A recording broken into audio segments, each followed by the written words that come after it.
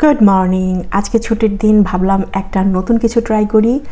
Dubai recipe নামে এটা খুব ভাইরাল হচ্ছে, প্রায় দেখি চোখের সামনে চলে আসে, ভাবলাম এটাই ট্রাই করি। সেটা হচ্ছে দুটো ব্রেড নিয়ে এর ভিতরে ক্রিম বা চিজ জাতীয় কিছু একটা দিতে হবে। তো আমি ওইভাবে, আমার বাসায় ফ্রেশ ক্রিম ছিল, তো একটু ক্রিম স্প্রেড করে নিয়ে এখন এর উপরে কড়া লিকারে বানানো দুধ চা এটা ঢেলে দিতে হবে, অ্যান্ড রেসিপি ডান।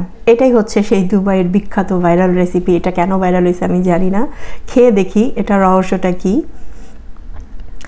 তো এই তো গরম গরম চা, যেহেতু ব্রেডটা নর্মাল ছিল তো অতটা গরম নাই, তো আমি প্রথম বাইটটা নিলাম। কি বলবো বলো, জাস্ট কি বলবো, ওই যে আমরা চায়ে ডুবায়া পাউরুটি দিয়ে ডুবায় ডুবায় খাইতাম না, ওইটার থেকে এটার কোনো ডিফারেন্স আমি পাচ্ছি না। হ্যাঁ, মাঝখানে ক্রিম দেওয়া আছে, বাট খুব একটা ডিফার করে না।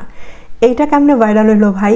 এর থেকে তো আরও অনেক ভালো ভালো ভাইরাল খাবার আমরা বাঙালিরা বানায় খাইতে পারি। যেমনভাবে এটা ভাইরাল হচ্ছে আমার কাছে ততটা ইমপ্রেসিভ লাগে নাই। তোমরা কারা কারা এই রেসিপিটা ট্রাই করেছো এবং তোমাদের কেমন লেগেছে আমাকে জানাও।